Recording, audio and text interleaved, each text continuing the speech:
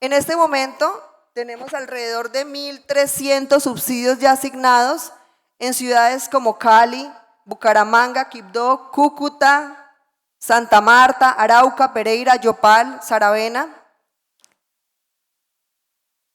Cada cifra para nosotros representa una historia. Una madre venezolana con sus hijos, una familia colombiana que formaliza su vivienda y fortalece la convivencia de su barrio, de su vereda, de su población. Este programa de arriendo solidario ha demostrado, además de ser una solución temporal, que es una puerta de entrada para la integración socioeconómica y cohesión social. También nos ha dejado aprendizajes valiosos, como que cada territorio y cada estrategia adapta su realidad urbana y social. No es lo mismo trabajar en Cali que trabajar en Arauca. Cada proyecto tiene su diferencia y asimismo nos ha enseñado desde el gobierno regional a revisar, a articular, a escuchar y a planear de forma conjunta, de acuerdo con cada entidad local, con cada comunidad, la exclusividad de la intervención de acuerdo a su condición. Que la integración social no se decreta, se construye, precisamente como lo estaba diciendo. No podemos tener una misma metodología implementada para todas las entidades, sino la vamos trabajando y la vamos construyendo y abordando los retos que cada día nos representa poder llegar y poder asignar los subsidios. ¿Cómo funciona? ¿Cuál es la estructura operativa de este programa?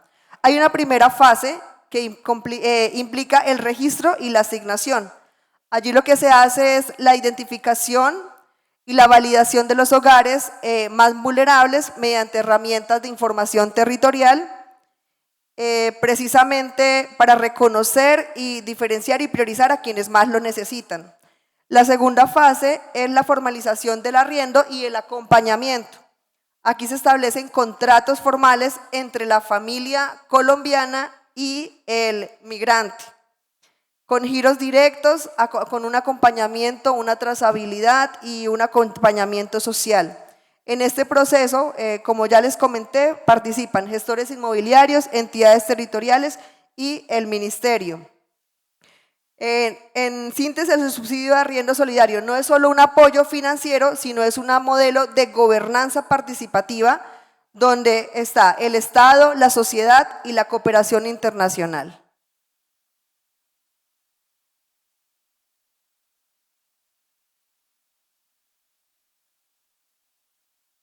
El eje esencial de esta política es su enfoque de género.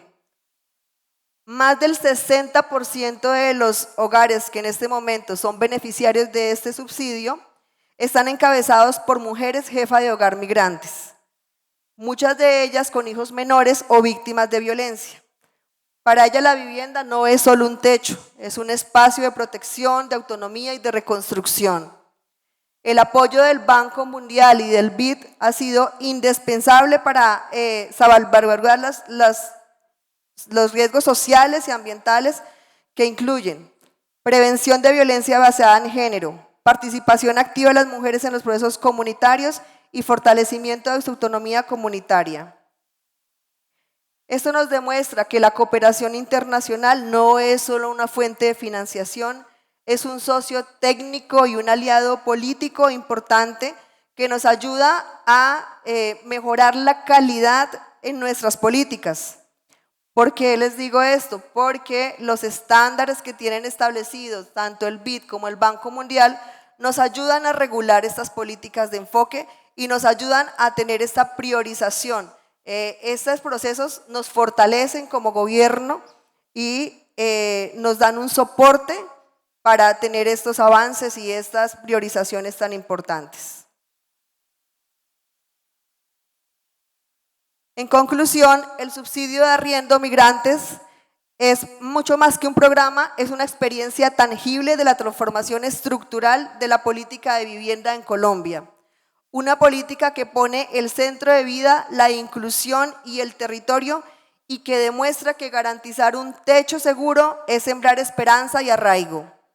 Desde el Ministerio de Vivienda, Ciudad y Territorio, nuestro compromiso es seguir construyendo hábitats dignas, equitativas y sostenibles, donde cada familia migrante o colombiana pueda echar raíces y construir un futuro. Muchas gracias.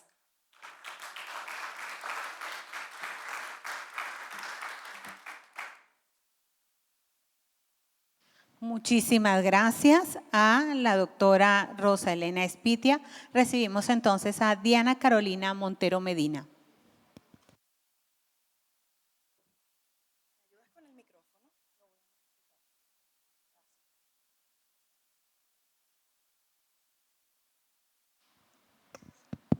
Bueno, muy buenos días o ya tardes, no sé exactamente la hora. Me da mucho gusto estar acá y quiero agradecer principalmente a Expertise France, a la Agencia Francesa de Desarrollo por la invitación y agradecerles a ustedes por estar el día de hoy acá. Son espacios que siento que a veces cuesta involucrar cada vez más hombres en estos espacios. Veo un auditorio donde mayoritariamente somos mujeres. Me alegra mucho que tengamos compañeros que cada vez se suman más a estos espacios, pero es muy, muy importante que sean espacios diversos y que sigamos apostándole a este tipo de espacios diversos.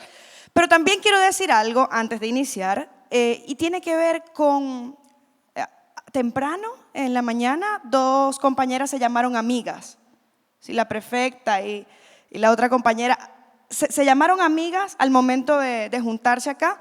Y yo siento que estos encuentros también propician algo de lo que yo voy a hablar el día de hoy, porque yo voy a hablar de Quito como una ciudad incluyente en la práctica, y esa práctica viene justamente de los lazos que establecemos entre mujeres. Y este es un espacio que también nos ha permitido eso, nos ha permitido conocernos entre todas, encontrarnos y también forjar lazos que pueden llamarse más adelante amistad o desde ya. Entonces, quiero contarles un poquito de dónde hablo, porque también hemos escuchado el día de hoy, mi compañera Yubari decía, yo soy venezolana, y contó una experiencia de su propia historia, una historia donde ella marca y delinea cuáles son los privilegios que tiene, pero también cuáles son los retos solamente por tener una nacionalidad. Yo soy una mujer venezolana y ecuatoriana, tengo doble nacionalidad, vivo en Quito desde hace muchísimos años, y ejerzo mi práctica profesional allí, y quisiera enmarcar primero desde dónde hablo, porque cuando fui invitada a este espacio, la invitación, me gustaría pasar a la siguiente lámina, por favor. La invitación tuvo que ver con una experiencia particular, perdóname, y esa experiencia es que yo hice parte directa en territorio de un proyecto llamado Ciudades Incluyentes, Comunidades Solidarias, que se implementó en Quito.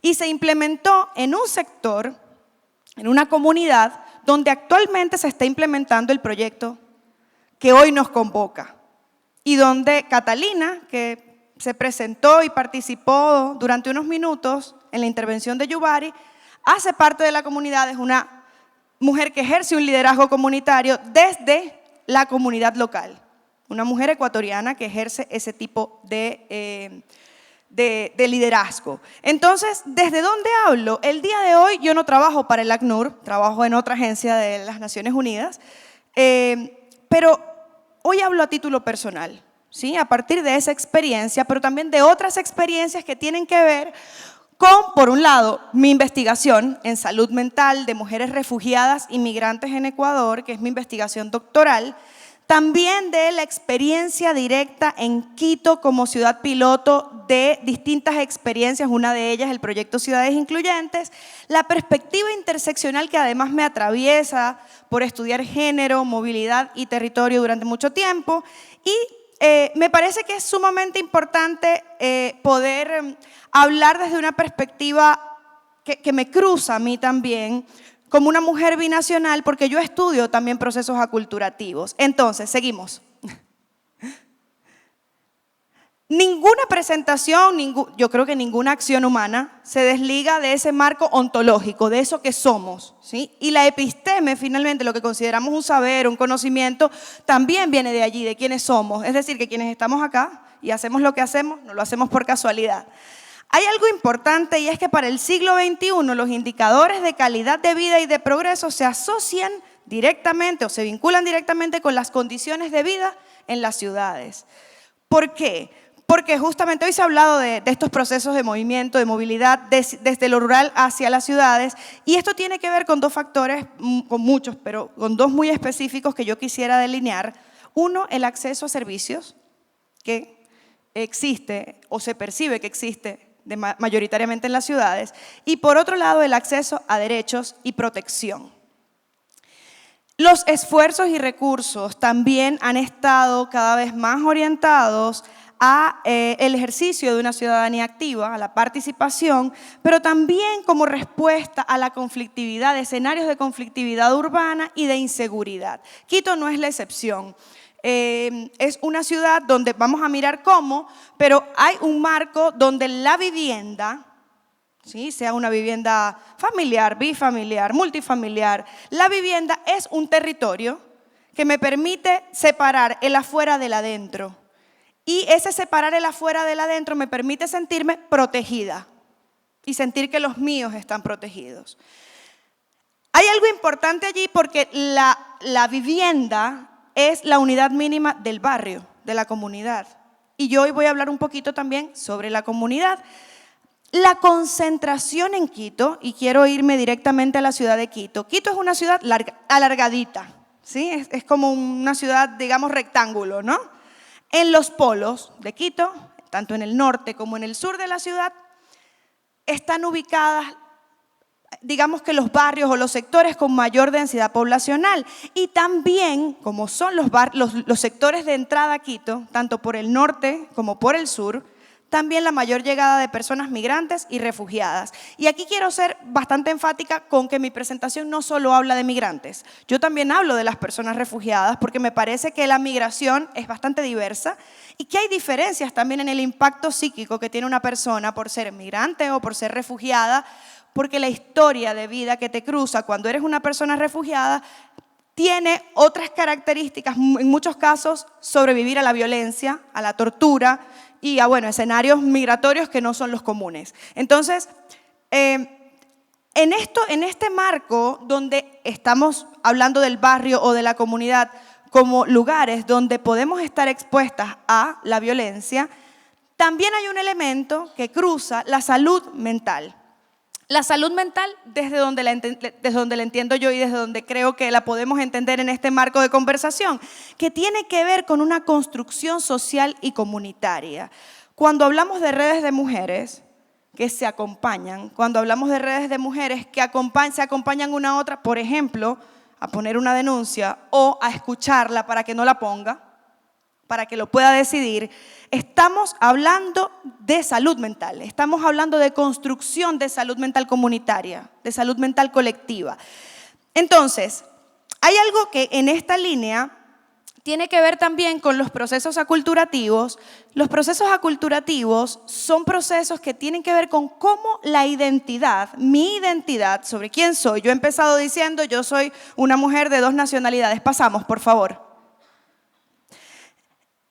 Y la construcción identitaria también tiene que ver con cómo soy reconocida o reconocido por mi territorio, por el territorio donde yo llego. ¿Sí? Vamos a hablar un poco de esto porque justamente me gustaría introducir este tema diciendo que las mujeres, cuando nos sentamos, no importa de qué nacionalidad seamos, no importa qué idioma hablemos, pero cuando nos sentamos a hablar sobre violencia, resulta que todas la hemos vivido. Todas.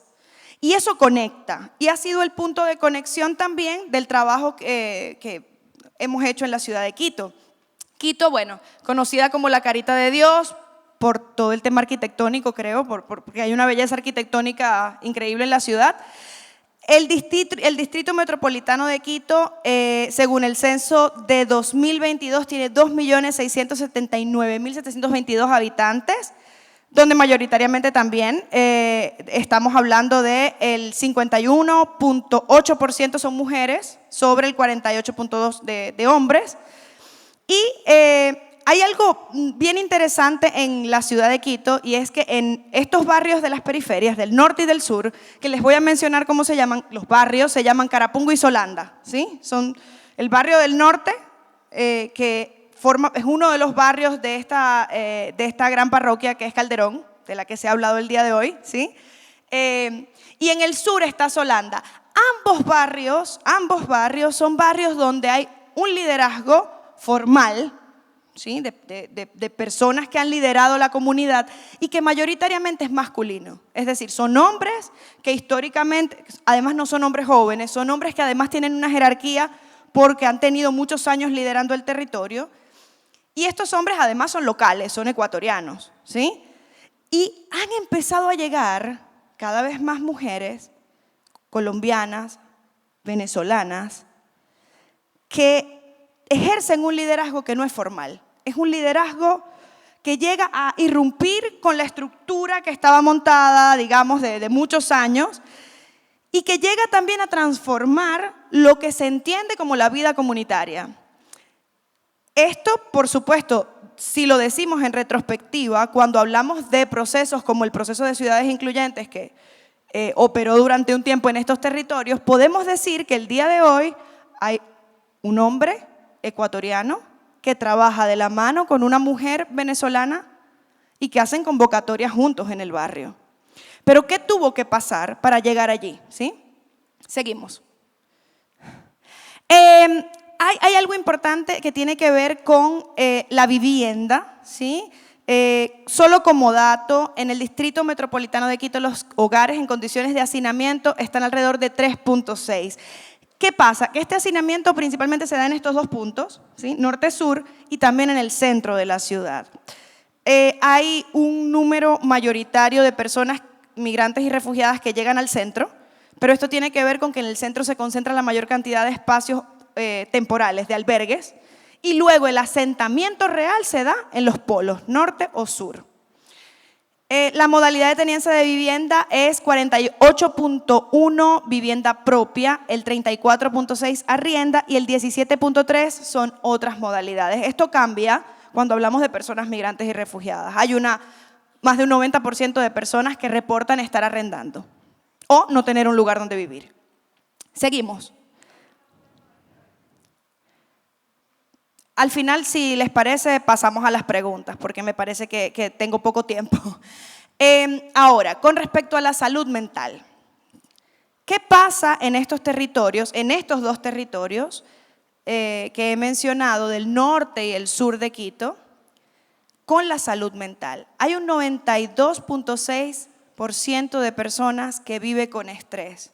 De las mujeres que yo entrevisté, el estrés aculturativo asciende a más del 65% en mujeres sobre el porcentaje de hombres. 1 de 4 habitantes presenta retos a nivel de salud mental. Ya este es un dato más de la ciudad, ¿sí? A nivel de todo Quito. El 62% de quienes acceden a servicios de salud mental son mujeres, y esto tiene que ver también con la construcción social de qué significa ser mujer y cómo las mujeres tenemos también en nuestra construcción una mayor posibilidad de esta conexión que decíamos, ahora somos amigas, ¿no? De expresarnos, de contarnos cosas que a veces no le contamos a nadie y nos encontramos por primera vez, y entre nosotras hay esa posibilidad de decirnos, de contarnos historias que nos atraviesan y que nos cruzan. Y el 62% de quienes acceden a servicios de salud mental son mujeres, también tiene que ver con el hecho de que las mujeres se acompañan, de que hay un tema de referencia que no hacen solamente las organizaciones ni de la sociedad civil, que hacen un gran trabajo, ni tampoco del Estado, que también hacen un gran trabajo, pero realmente el trabajo central lo hacen las catalinas. Las mujeres que están en la comunidad, encontrándose con la mujer que llega y diciéndole, mira, yo conozco una persona que te puede arrendar. Yo conozco a alguien que te puede acompañar, yo te puedo acompañar. Yo hablo por ti, yo soy ecuatoriana, yo hablo por ti, yo te acompaño y digo que eres una persona probada y que te pueden arrendar, y doy un poco la cara. Este tema del acompañamiento entre mujeres también genera que este porcentaje ascienda un poco más entre las mujeres. Algo muy interesante de uno de los estudios que tengo publicados, que les invito a leer, con mi nombre Diana Montero Medina, lo pueden encontrar, sobre espacios verdes en Quito. Los espacios verdes y comunitarios reducen el estrés y mejoran el bienestar según lo que reportan las personas que habitan Quito, tanto locales como refugiadas e inmigrantes. Sin embargo, sigue existiendo una necesidad de vivienda accesible y de equipamiento con enfoque de género. Y por eso es que proyectos como el que hoy nos suma acá son muy importantes y también es muy importante que nos podamos juntar presencialmente a hablar de estos temas. Es maravilloso y es una gran oportunidad. Ahora, las mujeres en movilidad humana acceden sobre todo a apoyo comunitario, ¿sí? Apoyo comunitario que tiene que ver con espacios, por un lado, propiciados por las mismas mujeres que tienen cierta formación en primeros auxilios psicológicos, porque en estos dos territorios las mujeres fueron formadas en primeros auxilios psicológicos para brindar contención y acompañamiento a esa mujer que está desbordada y que recién llega, por un lado.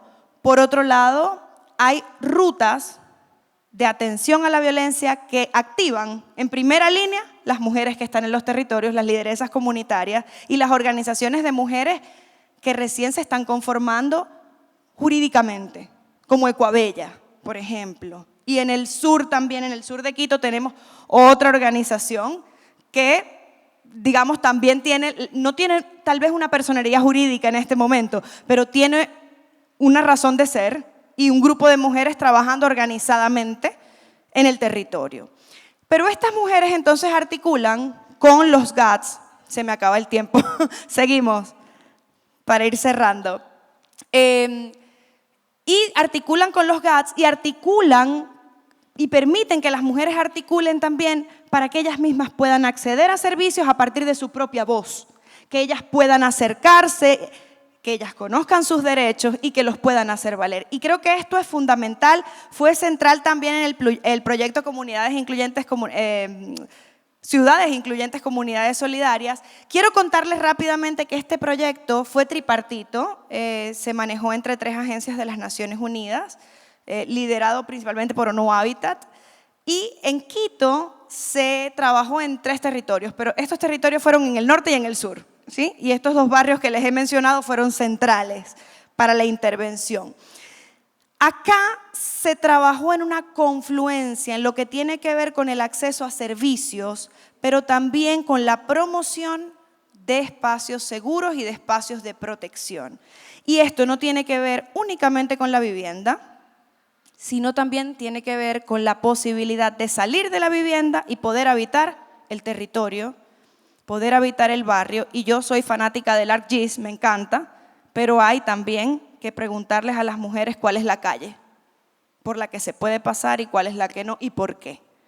Y muchas veces eso nos da una información que la podemos poner en un mapa y que nos va a brindar un eje de transformación social mayor que tal vez una escala cuantitativa que podamos aplicar. Y quisiera aquí cerrar, porque ya no tengo más tiempo, me encantaría quedarme hablando con ustedes porque hablo mucho, pero algo muy importante de todo este proceso, hay un montón de datos, ustedes pueden buscar ciudades incluyentes, comunidades solidarias, y hay muchos datos cuantitativos sobre cuántas personas impactó el proyecto, cuántas mujeres, etcétera. Pero yo les quiero hablar de esas mujeres, como las que están hoy acá, de esas mujeres que en el día a día son las que articulan espacios seguros y espacios de protección, no solo para ellas, para otras mujeres, sus hijos también.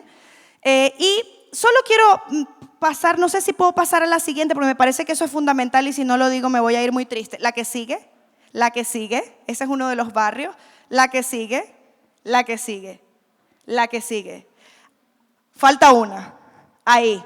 Esto es muy importante y no me quiero ir sin decírselos y me perdonan por favor porque el tiempo yo sé que nos apremia. Pero aquí hay frases textuales de mujeres que participan en mi proyecto de tesis doctoral que yo les pregunté qué era un techo seguro, ¿sí? Y está sistematizada esta información, seguramente estará en un paper muy pronto. Por un lado, ellas hablan hay frases textuales, que no se me inunde, que tenga ventanas que no estén rotas. En Quito hace muchísimo frío. Y las ventanas rotas son lo que más abunda. Tener dónde cocinar y tener comida. La interpretación acá es que el techo seguro se asocia con temas de habitabilidad básica, es decir, temas de infraestructura que se asocian a la dignidad. Por un lado, ¿sí? Entonces, condiciones materiales mínimas. Por otro lado, servicios. Servicios, luz, agua, que tengamos espacio, que no vivamos en condiciones de hacinamiento. Palabras de las propias mujeres en Quito. No solo mujeres migrantes y refugiadas, también mujeres ecuatorianas. Que a mis hijos no les llegue el mal aquí, que estemos bien, tranquilos, sin golpes. Lo primero tiene que ver con la violencia social y el peligro que tiene que ver con la posibilidad de que sus hijos sean alcanzados por la violencia que viene de afuera. La segunda tiene que ver con la violencia que se vive dentro del hogar, golpes. Y por último, techo seguro implica para estas mujeres bienestar, protección y dignidad. Hablamos de un entorno protector y hablamos también de condiciones de salud mental familiar. Yo les agradezco mucho por escucharme todo este tiempo. Un gusto. Pasamos ahora a un ciclo de preguntas y respuestas donde solamente tenemos participación para 2 personas. Entonces, por favor, levanten la mano. En la intervención de nuestra última ponente, alguien hizo una pregunta. Acá está el micrófono. ¿Sí? Ya va, espera un momentico para que te hagan llegar el micrófono. La señora, por favor, de blazer, alce la mano para que él pueda. Muchísimas gracias. Y otra persona que tenga por allí su pregunta suspendida mientras que les contestan nuestras expertas. En medio de la presentación de la compañera argentina, habló de propia, vea, sí, la trilatinoamericana, una trilatinoamericana, como muchas.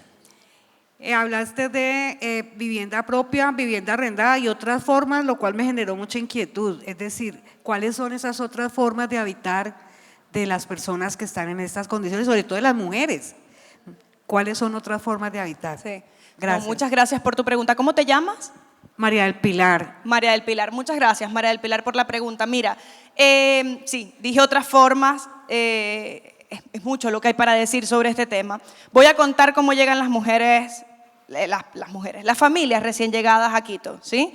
Llegan en muchos casos desde Tulcán, desde la frontera, digamos, con Colombia, ¿sí? Mujeres que atraviesan incluso grandes vicisitudes para llegar y finalmente cuando llegan, Quito está muy cerca de la frontera, ¿no? Y es una ciudad capital que está muy, muy, muy cercana, casi que es una ciudad de recién llegados, ¿no?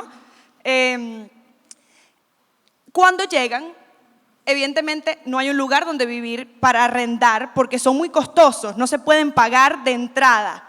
Entonces lo que hay que hacer es reunir el dinero para poder entrar, para poder arrendar. En ese espacio temporal hay una posibilidad de tener algún espacio seguro por un tiempo determinado, por un tiempo corto. Esos espacios en su mayoría son gestionados por el municipio, ¿sí? Son refugios, son espacios seguros, albergues, donde te puedes quedar unos días. Es exacto. Ahora, esos son espacios gestionados por el municipio, son espacios seguros. ¿Qué pasa cuando se te acaba el tiempo y todavía no has conseguido otro espacio seguro que tú puedas pagar, donde puedas arrendar, donde te puedas quedar con tus niños, etcétera? Hay hoteles donde se paga un diario, ¿sí? Todo esto dicho por las mismas mujeres, ¿sí? Parte de mi proceso de investigación. Ellas dicen, pagas $5, pagas un diario y te puedes quedar allí. ¿Qué ocurre? Que estos espacios, como no son gestionados por una organización con ciertos criterios de protección, etcétera, o por una institución municipal o, digamos, alguna institución estatal, son espacios más bien autogestionados por cualquier persona que tiene la posibilidad de tener unas camas y son espacios que no son seguros ni para las mujeres, ni para las niñas, niños y adolescentes. Esas son las otras formas. Hay muchas otras formas. También yo quería, y no sé si es posible, pero quisiera que podamos poner un pequeño video que tiene ya el equipo técnico allá atrás. Dura 1 minuto y medio, no dura más. Pero es un video que hicimos con mujeres, donde eso se explica mejor, María del Pilar. No, gracias a ti por la pregunta. Vamos a revisar para el final de la jornada si lo podemos colocar. Otra persona que quiere intervenir, quiere hacerle alguna pregunta a nuestras tenía. expertas, por favor le hacen llegar el micrófono. Ya la tengo. Muchas gracias por las presentaciones, muy interesantes. Una cuestión que me hace pensar es qué pasa con la documentación, porque yo he sido migrante y cuando intenté también contratar o conseguir una casa y no tenía documentos, fue imposible. Entonces, ¿qué pasa con con quienes no tienen documento, quienes son las personas que más necesitan la vivienda en ese momento? ¿Cómo está haciendo en los dos países, tanto en Colombia como en Ecuador, el tema de la documentación? ¿Qué políticas públicas o cómo coordinan con migraciones? ¿Qué hacen para que el documento, que es una barrera clara y efectiva, porque veía en la presentación de la presentadora colombiana el requisito de documentación? Entonces, ¿qué hace?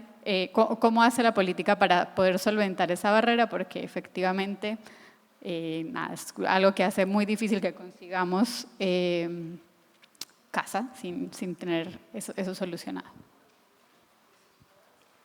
Claro que sí. Bueno, comentaba que esto ha sido o ha significado un reto precisamente para los 3 niveles, llamamos 3 niveles, gobierno nacional, local y las comunidades, porque estamos trabajando con ellas. Precisamente nos ha significado un proceso diferencial y de acompañamiento social donde unimos esfuerzos tanto del nivel nacional como el nivel local y con las comunidades para ayudar a gestionar estos requisitos, porque pues sí o sí por las normas que tenemos, porque son recursos de donación, recursos del BID, del Banco Mundial, debemos cumplirlos, pero eso no puede ser una barrera para acceder. Para romper esas barreras tenemos canales y conductos establecidos de acompañamiento social y articulación gobierno nacional, local, territorial y comunitario para lograr este acceso. Bueno, gracias Verónica por la pregunta. Mira, te voy a hablar de Ecuador, de Quito, de Ecuador en general, pero de Quito. Hay varios temas. Por un lado, los tipos de visa, ¿sí? Los tipos de visa, algunos cuestan. Todos cuestan, pero algunos cuestan más, algunos cuestan menos y no solamente cuestan en lo económico, cuestan en el trámite, ¿no? Hay todo un trámite que hacer, de que tienes que ir, tienes que dejar los niños o llevarte a los niños, ir en un bus que cuesta un dinero, o sea, hay toda una cosa que hay detrás de encontrar una visa y tenerla, efectivamente. Entonces, por un lado, los tipos de visado tienen un costo y tienen todo un trámite que seguir que no siempre las mujeres conocen. Entonces, por eso es fundamental tener la información homologada, no que la tenga yo como institución, digamos, cualquier tipo de institución que sea. La información debe circular entre quienes están en los territorios y quienes están en los territorios son las mujeres que ejercen liderazgo comunitario y los hombres que ejercen liderazgo comunitario y los jóvenes que ejercen liderazgo comunitario. Hay que ir a esos espacios y la información debe circular.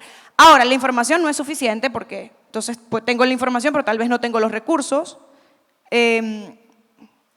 Ha habido un impacto importante en los últimos tiempos y una transformación en el sector de la cooperación y digamos, todo el sector humanitario, que ha tenido también un impacto en el apoyo y el soporte que muchas personas migrantes y refugiadas recibían para temas de visado.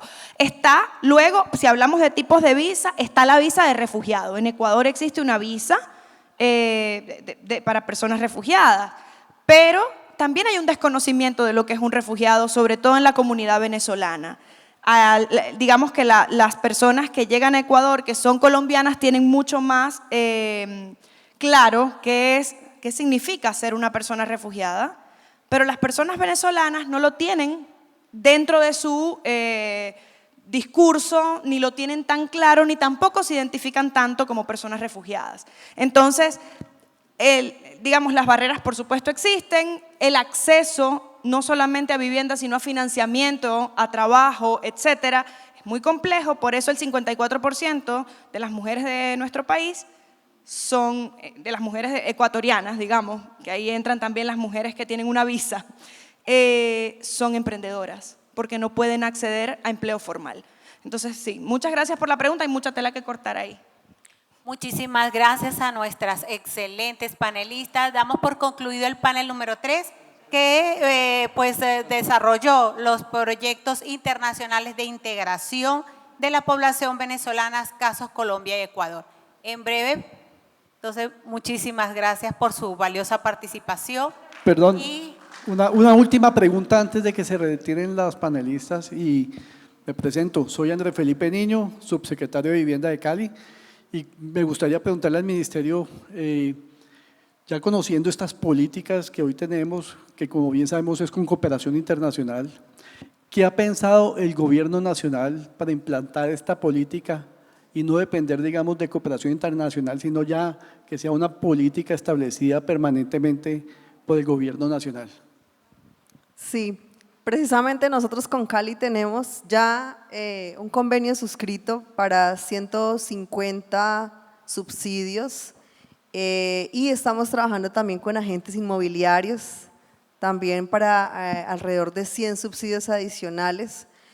¿Qué está pensando el gobierno? Precisamente ya tenemos avances, ya hay 2 decretos. Todos sabemos que para la asignación presupuestal siempre va a haber una norma detrás. Eso ya es un avance grande y significativo que lo comentaba en la exposición, y ya hay 2 decretos que nos permiten tener esas apuestas o esas apropiaciones dentro de la ley de presupuesto para poder garantizar continuar con esto. De todas formas, también desde el gobierno nacional se continúa gestionando. Nosotros tenemos créditos, y estos créditos enmarcados también con donaciones que nos han permitido y nos van a permitir con largo aliento continuar con esos programas con donación. Pero ya frente a lo que tú preguntas puntualmente, ya hay norma establecida que permite tener esas apropiaciones presupuestales para poder tener ese tipo de inversiones. muchísimas gracias y les ofrezco sinceras disculpas. Hay un pequeño retraso en la agenda y por eso limitamos a 2 participaciones por panel, pero muchísimas gracias, muy pertinente tu pregunta. Gracias a nuestras panelistas. Un aplauso para ellas.